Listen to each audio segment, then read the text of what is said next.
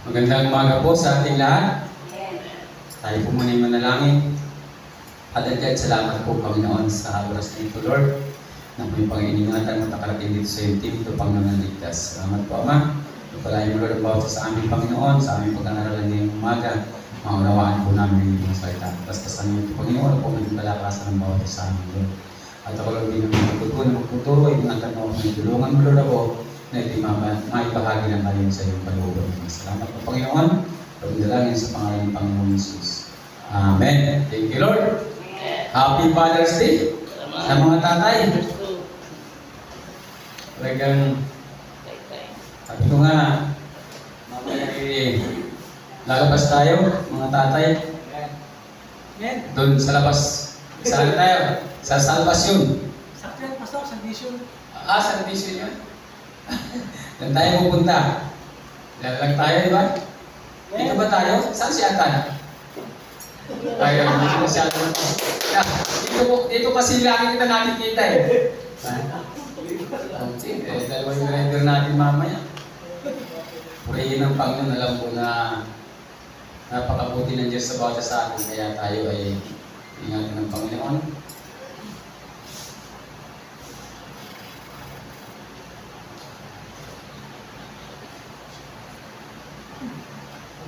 Sanay na ako yung Hallelujah. Ang pamagat po ng ating pag-aaralan ngayong umaga ay ang tunay na pagsamba na gusto ng Diyos. Ano ba yung tunay na pagsamba na gusto ng Panginoon? Sabi po sa Roma chapter 12 verse 1, ito po ang tunay na pagsamba na gusto ng Panginoon sa ating mga buhay. Sabi niya rin dyan sa Roma,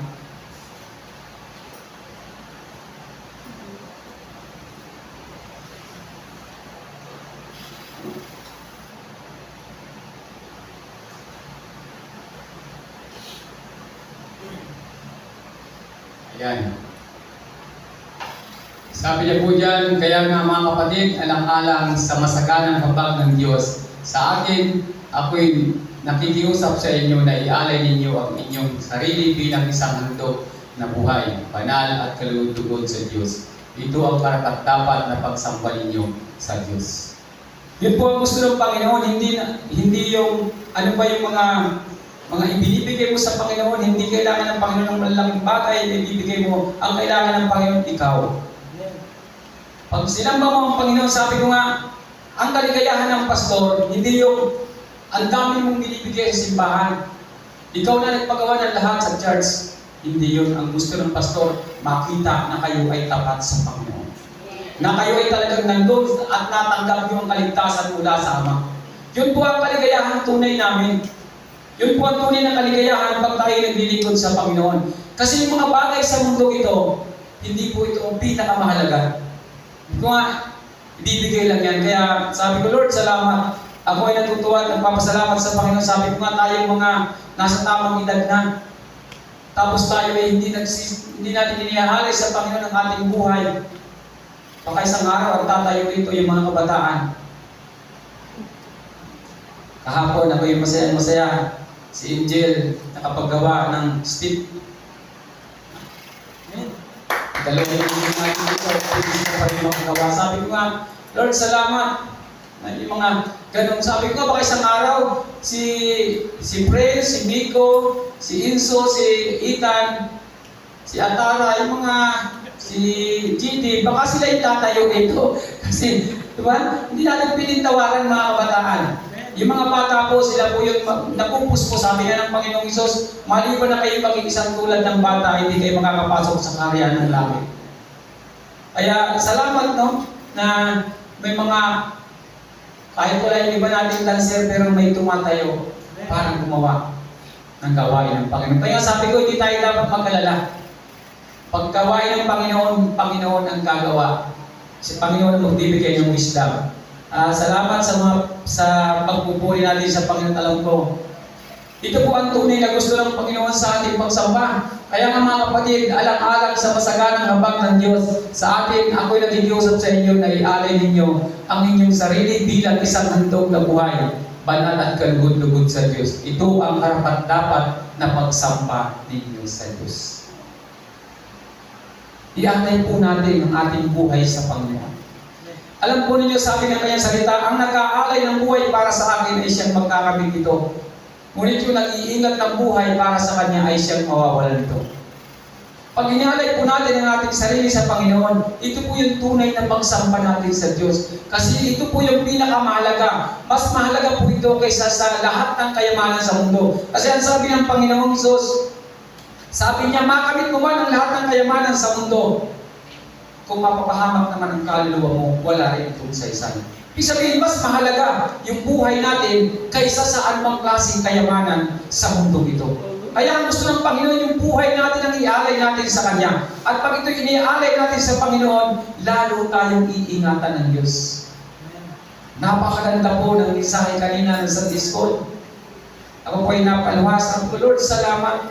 Talagang kailangan natin yung talagang paano natin susundin ang Panginoon. Paano natin ipaglalaban ang ating pananampalataya sa Diyos. Paano tayo talagang never give up talaga. Hindi tayo bibigyan, hindi tayo susurrender. Sabi ko nga, ang pakikipaglaban natin ay hindi po battle ng ating physical, kundi sa spiritual na buhay tayo kikipaglaban. Kaya sabi ko nga, salamat dahil yun ang ating pakikipaglaban. Kasi sa physical, ang kaya lang natin labanan yung nasa kalapit natin, kaharap natin. Pero sa spiritual na battle natin, kahit malayo sa atin, pwede natin ipaglaban, lalo tigit ang ating mga mahal sa buhay. Alam ko, napaka-buti ng Panginoon sa bawat isa sa atin. Kaya yung mga kabataan natin, alam ko, isang araw, patak-putak lang sila dito ngayon, pero isang araw, sila ay magiging matibay na lingkod ng Panginoon. Kasi sila, simula bata ay nahasa at napulaan sila ng salita ng Panginoon. Sila ay kayang gawin yung salita niya ng Panginoon. Kaya nilang ialay ang kanilang buhay. Kasi sila ay lutong-lutong sa salita ng Panginoon. Sila ay talagang nandun yung puso nila sa salita ng Panginoon. Dahil bata pa lang sila, nakatanim na sa kanilang mga puso ang salita ng Diyos. Kaya po, yan kaya nilang ialay ang kanilang buhay sa paglilingkod sa Panginoon. Yan po ang tunay na tagumpay ng ating paglilingkod. Pag kaya mong ialay ang iyong buhay sa Panginoon, ito po yung 100% na paglilingkod sa Panginoon na anumang hindi mo sa Panginoon ibibigay ng Diyos. Anumang kailangan mo sa Panginoon ibibigay ng Diyos. Pag inialay mo ang buhay sa paglilingkod sa Kanya. Salamat sa mga dancer natin kanina. Bagong step yung nakita ko kanina. Kaya sabi ko, Lord, salamat. Kaya hindi matatawaran ang katalinuwang ibinibigay ng Diyos. Yung nakikita ko, sabi ko, Panginoon, talagang darating ang araw, lalaki ang gawain mo sa lugar na ito. Kasi yung mga bata ay nagkakaroon sila ng wisdom. Kahit ng mga unang panahon, marami pong mga propeta na mga bata lang sila. Pero pinagtiwalaan sila ng salita ng Panginoon. Kaya sabi ko, salamat Panginoon. Sabi ko, kaya ako yung masaya-masaya dahil si Chichi ay may regalo ang Panginoon sa kanya. Amen. Isang kasiyahan sa aming pamilya.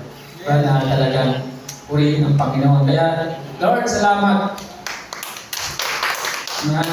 Ang Diyos ay lagi natin. Kaya sa amin nakikiusap ng Panginoon yan na talagang ialay natin ang ating buhay sa paglilingkod sa Panginoon.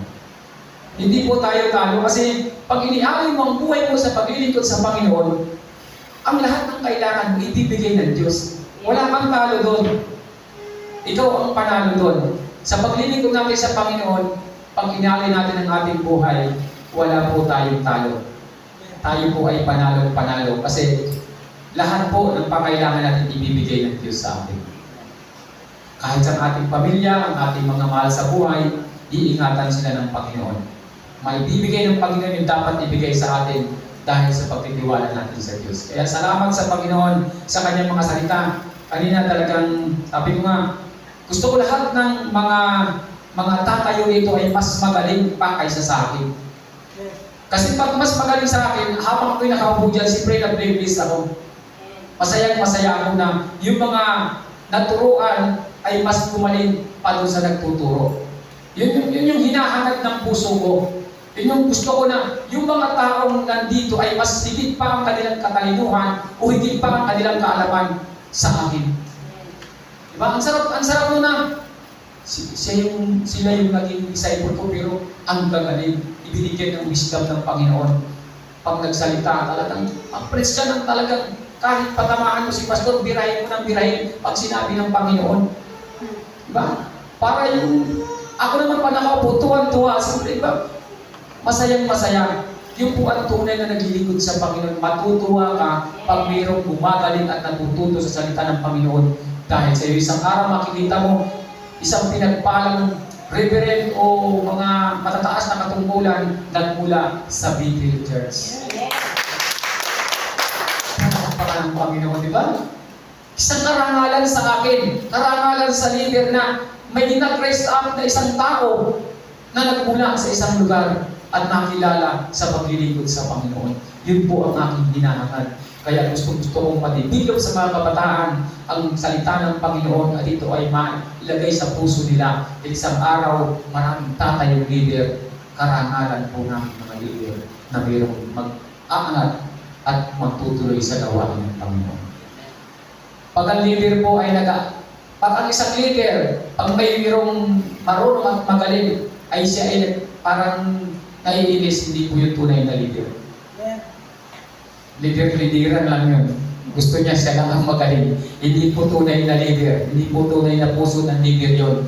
Kasi ang leader, di ba, yung mga teacher, pag nagkaroon sila ng estudyante, valedictorian sa kanilang school, masayang-masaya sila. Kasi proud sila doon dahil ibig sabihin, magaling sila rin magturo. Diba? Pag galing naman ng section siya, tapos sila nakakuha ng talagang natutuwa tayo. Sa atin po ganun tayo. Dapat natutuwa tayo na marami tayong mga kasamahan. Kaya pag inialay po natin ang ating buhay sa paglilingkod sa Panginoon, mangyayari at mangyayari po ang mga bagay na ginugusto mo sa iyong buhay.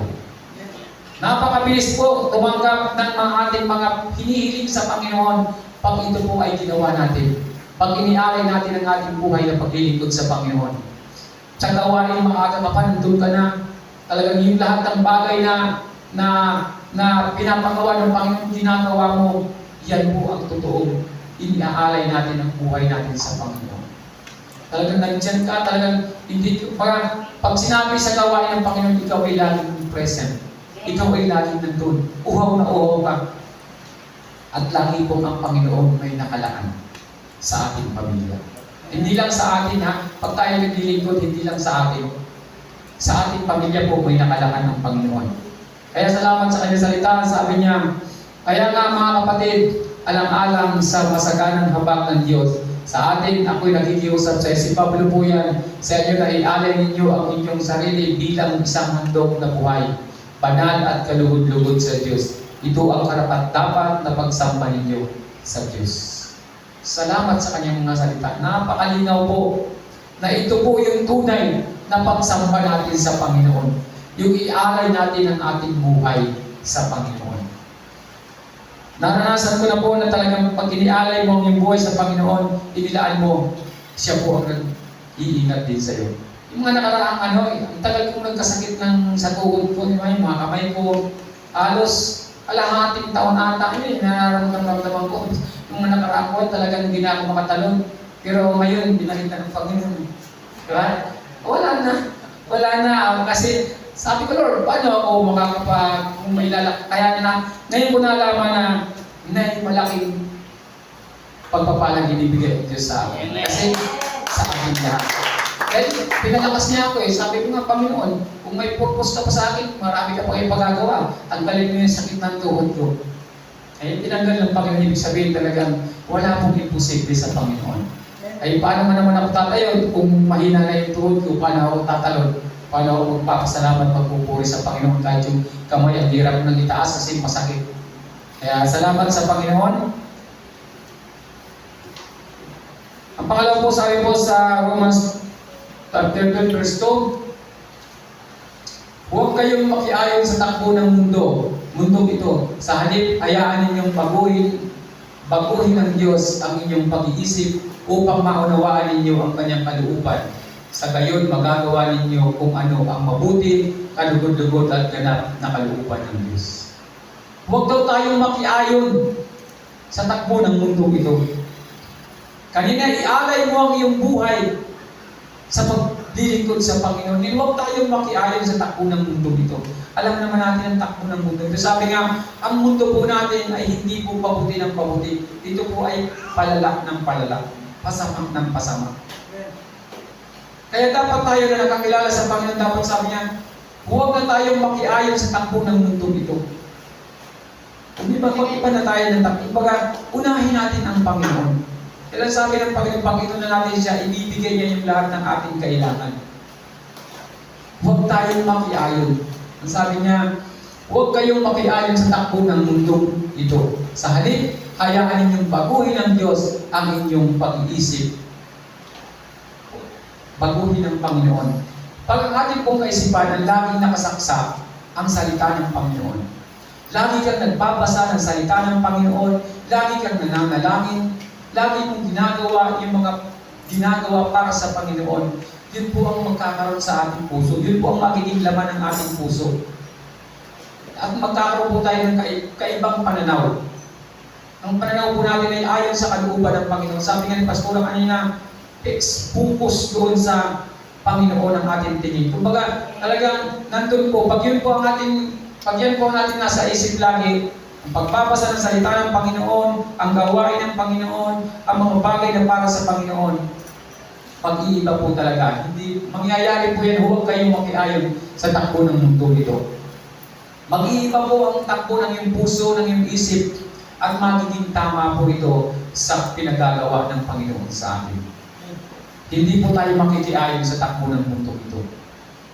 Mangyayari po yun pag inalay natin ang ating buhay. Sabi sa unang verse, ialay mo ang iyong buhay sa Panginoon na isang buhay na handog sa Panginoon. At ito po yung mangyayari, mag-iiba po ang ating damdamin at papasok po sa ating kaisipan at sa ating puso ang salita ng Panginoon. At hindi po natin kayang makiayon sa takbo ng mundo. Lagi po tayong nakadepende sa salita ng Panginoon. Lagi po tayong ang ating pundasyon sa salita ng Panginoon at doon tayo naninindigan. Kaya hindi po tayo matatangay ng kaaway. Lagi po tayo magtatagumpay sa ating gagawin. Upang maunawaan ninyo ang kalooban ng Diyos. So, pag nabago ang ating kaisipan, maunawaan natin ang kalooban ng Diyos. At pag naunawaan mo ang kalooban ng Panginoon, papasok sa puso't kaisipan mo ang mga biyaya mula sa Panginoon. Yung mga sinasabi mo, yung mga ginagawa mo, mag-iiba. Yung dati mong ginagawa, hindi mo na ginagawa. Yung dati mong iniisip, hindi mo na iniisip. Yung dati laman ng puso mo, hindi na tulad ng dati na. Kumbaga, wala na yung dati mong laman ng puso mo at puro na kabutihan ng laman ng puso. Magkakaroon ka ng pagbabago. Ang sabi diyan, sa gayon magagawa ninyo kung ano ang mabuti. Magagawa na raw natin kung ano ang mabuti. Kasi nalinis na po dahan-dahan ng ating mga puso. Inialay natin ang ating buhay at ngayon po, pagkakaroon po tayo ng tunay na pagbabago sa ating mga buhay. Kalugod-lugod at ganap na kalooban ng Diyos. Yun po ang mangyayari sa atin. Yung nakakatuwang kalooban ng Panginoon. Na pag nagkaroon na po ng ganon, napakahalaga sa iyo ang salita ng Panginoon. Tandaan ninyo, hindi na kayo magproblema sa mga pangailangan ninyo. Kasi masigit kang nakapokus sa Panginoon, masigit yung lamang ng iyong pagmamahal sa Diyos.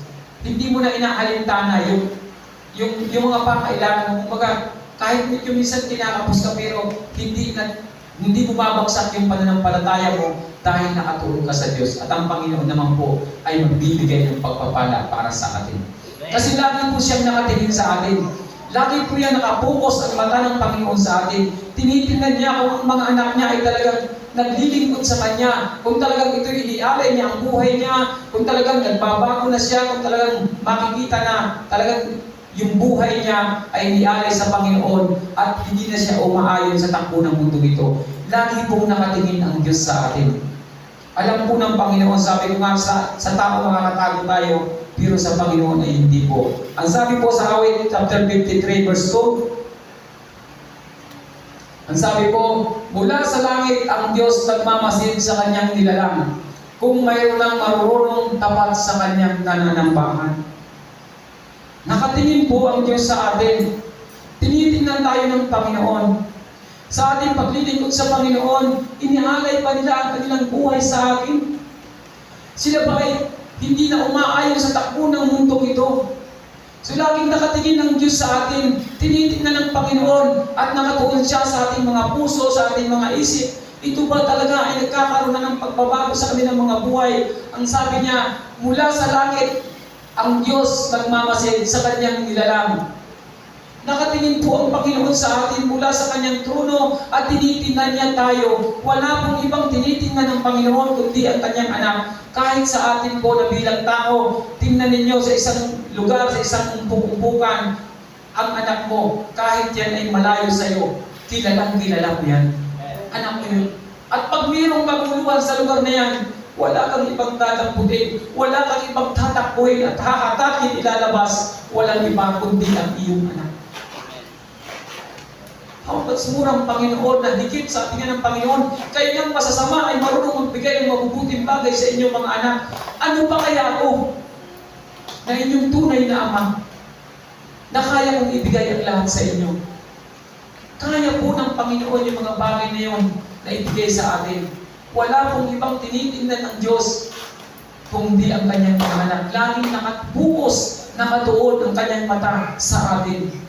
Kaya pag tayo nakagagawa ng hindi maganda, alam din ng Diyos, pinapalo tayo para tayo maging maayos at maging matuwid sa kanyang paningin.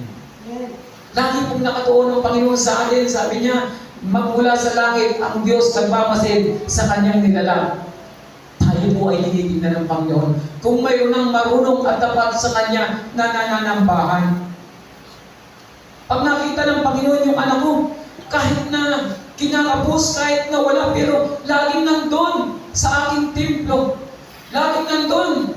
Sabi ko nga, sapat na ba yung ating nagawa sa Panginoon para sabihin ng Panginoon, anak, sapat na ang ginawa mo para bigyan kita ng reward. Sapat na yung iyong mga nagawa sa akin, kaya ikaw ay meron ng reward. Bibigyan na kita ng mga pagpapalang kailangan mo. Pagpapalain na kita, ang buong pamilya, ang mga anak mo, ang pamilya mo, pagpapalain mo na kasi ang dami mo nang nagawa sa akin. Hindi po nakakawala sa paningin ng Diyos ang ating mga ginagawa. Hindi po ito nawawala sa Kanya. Kaya nga, lagi niya tayong naiingatan. Lagi niya tayong naiingatan at puproteksyonan kasi lagi siyang nakatingin sa atin. Tayo ang Kanyang priority. Kaya sa akin ngayon, ay kayo sabi nga, ang tunay na pagsamba ay yung mga ating binabasa sa kanyang mga salita. Yan po ang gusto ng Panginoon na pagsamba natin, na tunay na pagsamba sa Kanya. At magkakamit po tayo ng gantimpala. Ang sabi po sa awit, chapter 53, verse 3, ngunit kahit isa, ni isang mabuti ay walang nakita. Lahat ay lumayo at naging masama lahat sa kanila. Kung minsan po nakakaranas tayo ng pagpalo sa Panginoon. Kung minsan kahit masakit, pinipilit kang hatakin ng Panginoon. Para huwag ka lang mawala sa Kanya. Kung minsan binibigyan ka ng karamdaman para ikaw ay tumawag sa Kanya. Sabi niya, ngunit kahit isa, ni isang mabuti ay walang nakita. Umiiyak po ang Diyos. Nalulungkot ang Panginoon. Sabi ko nga, kaming mga pastor, hindi namin kayang baguhin ang inyong buhay sa aming pagminsahe. Tanging Diyos lang. Kasi kung kaya kayong baguhin ang mensahe, dapat lahat kayo na bago. Kasi ang isang taon ay 52 weeks. Ang tanging kaya lang magbago sa inyo ay ang Diyos. Kami kasangkapan lang para ipahayag ang katotohanan. Pag ito po ay hindi natin ipinamuhay, hindi rin po natin ito makakamit sa ating mga buhay. Ngunit kahit isa ni isang mabuti ay walang nakita. Nalulungkot po ang Panginoon habang nakatingin sa atin. Kaya po, hinahatak niya tayo. Pinipilit niya tayo ilapit sa Kanya. Kung minsan masakit, di ba pag hinata ka, masakit. Pero gagawin yun ng Diyos sa'yo para ikaw ay hindi mawalay sa Kanya. Para ikaw ay muli niyang mayakap. Kasi isip ng Panginoon, anak, akin ka dati. Anak kita, bakit lumalayo ka sa akin? Bakit nawawalay ka sa akin? Pinaspasan na kita. Pinagpala na kita. Bakit nawawala ka? Lumalayo ka. Kaya hinahata ka ng Panginoon. Masakit man kung minsan yung paghahatak ng Diyos, pero kailangan ka niyang muli dahil mahal na mahal ka ng Panginoon. Ang sabi niya, lahat ay lumayo at naging masama. Lahat sa kanila. Lumayo man tayo, kung minsan, pag ikaw ay tinatakan na ng Panginoon, hihilahin at hihilahin ka ng Diyos. Ganun po kabuti ang Diyos sa atin. Kaya kung minsan pa nakakaranas tayo ng mga bagay sa ating buhay, tandaan mo mahal ka ng Diyos. Bakit palagi kang ibinabalik ng Panginoon? Bakit gusto ka pa ng Panginoon hatakin? Kung hindi ka niya mahal, hayaan ka na niya. Bahala ka na. Pero mahal ka ng Diyos. Kaya lagi ka niyang hinihila muli pabalik. Lagi ka niyang kinukuha muli para maibalik kung saan doon ka talaga dapat kabilang sa pamilya. Kaya salamat sa Panginoon sa pagmamahal niya sa atin na kung minsan pinapaalala niya, anak, nandito ako. Ako ang tunay mong ama. Hindi kita pababayaan. Kaya kung minsan may mga nararanasan tayo na medyo parang kaunting palo ng Panginoon para maalala natin na mayroon tayong dapat lapitan. Mayroon tayong Diyos na kaya tayong ingatan. Salamat sa Panginoon. Dapat po magagawa natin ng mga bagay na yung paglilingkod natin na talagang taos sa ating mga puso. At bakit po tayo nakakaranas kuminsan ng kahirapan? Bakit tayo minsan pinapapos? Bakit tayo kuminsan ay parang nagkakaroon ng parang pagdududa sa Panginoon? Ang sabi po sa Awit, chapter 53, verse 4, ang tanong ng Diyos, sila ba'y mangmang at walang kaalaman? Ayaw manalangin kaya't bayan ko'y pinagnanakawan. Ang sabi niya, ang tanong ng Diyos, sila ba'y mangmang at walang kaalaman? Alam po ninyo, alam ng Diyos matalino tayo. Sa ating buhay, sa ating mga anak, pag matalino ka, alam mo matalino yung anak mo. Kaya alam ng Diyos, matalino tayo. Alam ng Panginoon, matalino ang aking mga anak. Kaya sabi niya, ang tanong ng Diyos, sila ba'y mangmang at walang kaalaman? Hindi pa natin naunawaan ang kanyang mga salita. Hindi pa natin nalalaman ang kanyang mga salita. Hindi pa ito natin nababasa. Hindi pa natin ito natusundan. Hindi pa natin ito natutuklasan ng salita ng Panginoon. Tayo ba'y mananatiling mangmang at walang alam? At pakikiayon ka na lang sa takbo ng mundong ito? At hindi mo iaalay ang buhay mo para sa Panginoon? Hindi mo pa kayang gawin? Hindi ka ba natututo? Hindi mo ba nagagawa yung mga bagay na gusto ng Panginoon? Alam ng Diyos, matalino ka. Alam ng Diyos, magaling ka. Alam ng Diyos, pinagpala ka niya. Hindi mo ba kayang palunayan sa mga tao na ikaw ay marunong dahil mayroon tayong Diyos na marunong sa lahat.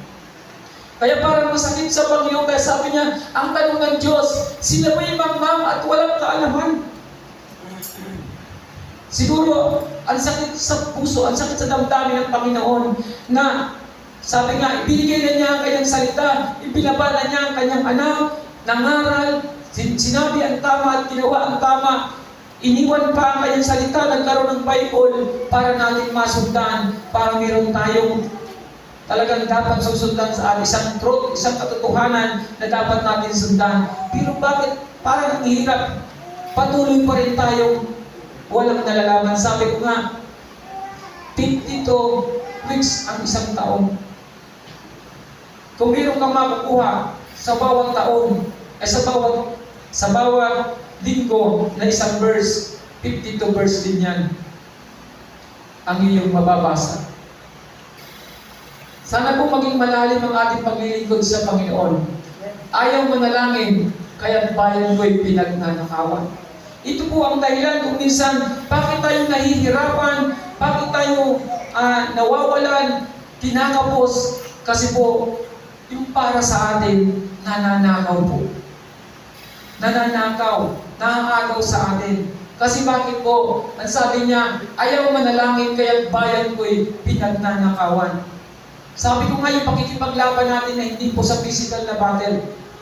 Yung pong panalangin, ito po yung malaking armas natin, malaking kagamitan natin para maprotektahan natin ang ating mga ari-arian, ang ating kabuhayan, ang ating lahat ng pangailangan na ibinigay ng Diyos sa atin. Lahat po tayo pinagpapala ng Panginoon. Lahat po tayo mayroong yaman na nakalaan ng Panginoon. Pero bakit hindi mo ito makuha? Kasi kinukulang tayo sa pagtitiwala sa Panginoon. At ang pagtawag natin sa Panginoon, hindi 100% ang ating pananalangin, hindi man lang magaskasan ang ating tuhod sa pagluhod para makamit natin ang tunay na pagpapala mula sa Diyos. Kaya imbis na para sa iyo, nananakaw pa ito. Naaagaw pa ng iba. Sana po tayo yung makaagaw. Tulad ni Jacob. Si Jacob talagang kinuha niya yung paspas sa Panginoon. Pinilit niyang kunin ang pagpapala sa Panginoon. Tayo po sana mahigpit ang ating pagnanasa na makuha natin ang pagpapala para sa atin. Nananakaw po ito. Nakukuha ng iba. Dahil tayo po ay nagkakaroon ng pagkukulang sa Panginoon. Sabi niya, ayaw manalangin. Kaya nga lagi ko sinasabi na dapat tayo nananalangin. Araw-araw. Araw-araw po tayo nananalangin. Gabi-gabi. Sa pagtulog, sa paggising, dapat tayo po ay nananalangin. Kasi ito po yung ating lakas. Ito po yung ating buhay. Ito po yung ating pag-asa. Ito po ang tunay na biyaya na galing sa Diyos. Sa ating pong pananalangin, hindi lang po ang ating mga pangailangan na ibinibigay ng Diyos, pati po ang ating puso, utay-utay na inaayos ng Panginoon. Pag tayo po'y palaging nananalangin, gumaganda po ang takbo ng ang ating katawan po na aayos. Kung mayroon mga karamdaman, tinatanggal ng Panginoon. Kasi natutuwa sa iyo ang Diyos. Itong anak ko lagi lang nandito, lagi lang nananalangin. Kaya bibigyan ka ng Panginoon ng malakas na pangatawan para tanggalin yung mga karamdaman mo na nagiging sagabal sa paglilingkod mo sa Panginoon. Kaya salamat sa Panginoon na talagang ibinibigay ng Diyos sa atin. Sabi niya, ayaw manalangin, kaya't bayan ko'y pinagnanakawan. Tayo po ang bayan ng Diyos. Ikaw, tayong lahat, tayo po ang bayan ng Diyos. Tayo po ay napagnanakawan. Pag hindi po tayo mapagbantay, alam po ninyo kung anong nananakaw ng kaaway sa atin. Ang ating pong yung wisdom, yung kapayapaan, pilit yan ninanakaw ng kalaban. Yung parang masayahin ka sa paglilingkod, ninanakaw yan ng kaaway. Yung iyong init sa paglilingkod sa Panginoon, ninanakaw yan ng kaaway. Yung iyong laging kasabikan sa pagpupunta sa mga gawain, ninanakaw yan ng kaaway. Gusto ng kaaway na tayo maging mahina. Dahil alam niya na napakaganda ng plano ng Diyos sa atin. Na napakaganda ng gustong ibigay ng Panginoon sa atin. Kaya ito ay ninanakaw niya sa atin. Yung joy, yung tuwa natin, ninanakaw ng kaaway. Yun po ang ninanakaw sa atin. Kaya pag nawala sa atin yung sarap ng paglilingkod, babagsak po tayo, manghihina tayo. Yun ang sinasabi, nananakawan ng aking bayan. Nananakaw po yung kapayapaan sa atin. Tandaan ninyo, pag kayo'y madalang sa church, madalang kayong matin, hindi kayo nakakapag-worship ng sagad-sagad sa Panginoon, humihina ang iyong pananampalataya. At parang okay lang, isang linggo na hindi ako umatin. Parang magiging normal na lang, dahan-dahan, parang isang araw, ayaw mo nang umatin. Kasi nanakaw na yung lahat sa buhay mo. Nanakaw yung kasiyahan mo, nanakaw yung pag-ibig mo sa Panginoon, nanakaw yung kagalakan mo, nanakaw yung kainitan mo ng paglilingkod sa Panginoon, nawawala, ninanakaw ng kaaway. Kaya po, dapat ito ay ating mabantayan. Tayo po ay bayan ng Diyos, tayo pinagpala ng Diyos, tayo po ang tunay na tagapagmana ng Panginoon. Pero bakit hindi natin ito naranasan? Hindi natin ito kumbaga hindi natin nakukuha kasi nananakaw po yung kasiyahan. Alam po niyo, pag masaya tayo na naglilingkod sa Panginoon, ang dami pong pagpapalang dumarating sa ating buhay. Sabi mo sa ating paglilingkod sa Panginoon, sa ating pagbabasa, sa ating pananalangin, ito po yung nagproprotekta sa atin. Pinoprotektahan ito ang ating buong pamilya, ang ating paligid, para yung kasiyahan sa puso natin, hindi ito manakaw. Kasi pag wala nanakaw yung saya, nawawalan ka na ng ganan. Pagka okay na lang kahit hindi ako mag-addict. At pag naumpisahan yun, dahan-dahan, mawawala na yung hindi mo sa paglilingkod sa Panginoon. At natutuwa ang kalaban. Natutuwa ang kalaban. Naagaw mo siya. Kaya nga ang sabi ng Panginoon, kaya nga, pag tayo'y nasa gitna ng kaguluhan, kinukuha tayo ng Diyos. Kung minsan masakit. Kung minsan nagsasaya ka sa mundo ito, kaya sabi niya, huwag na kayo makiayon sa takbo ng mundo ito. Kung minsan nagsasaya ka sa mundo ito, kinukuha ka ng Panginoon masakit. Diba? Sa barkada mo, halimbawa, nasa barkada ka, masaya ka sa barkada mo, kinukuha ka ng Diyos. Bigla kang nagkasakit para hindi ka makasama sa barkada mo. Kasi yun ang pamamaraan ng Diyos para ikaw ay lumapit sa Kanya. May mga pamamaraan ng Panginoon na Kanyang ginagawa na hindi natin kayang mga masakit para sa atin. Yung pamamaraan ng Panginoon. Pero inilalayo ka niya ron kasi gusto ka niya muling makuha. Sana po, lahat ng ito na ating mga naranasan sa paglilingkod sa Panginoon, lalo pa natin patibayin. At lagi natin pakura ng pananalangin ang ating mga sarili, ang ating mga pamilya, pakura natin ang pananalangin na hindi po manakaw yung saya, yung joy sa puso natin sa paglilingkod natin sa Panginoon. Aagapan po natin ito palagi. Lagi natin papakura ng pananalangin ang ating buong pamilya. Sabi ko nga, ang tunay po na yaman ang ating pamilya. Basta totoo lang naman, kahit may pera ka, kung ang pamilya mo hindi masaya, watak-watak, tapos hindi mo alam kung nasaan, hindi ka masaya. Pero pag ikaw ay nandyan, dyan yung anak mo, dyan buong pamilya kayo, masaya kayo. Ang saya kasi ng tahanan sa loobin, kahit na ano man ang nangyayari sa labas, pagdating mo sa tahanan, masaya ka kasi doon si mama mo, doon si papa mo, masaya kayo. Diba? May problema man, kaya-kaya yung paglabanan. Kaya, salamat sa Panginoon, alam ko na proprotektahan ng Panginoon ng ating pamilya. Kaya huwag natin hayaan na ito ay manakaw sa atin, yung ating saya sa paglilingkod natin sa Panginoon.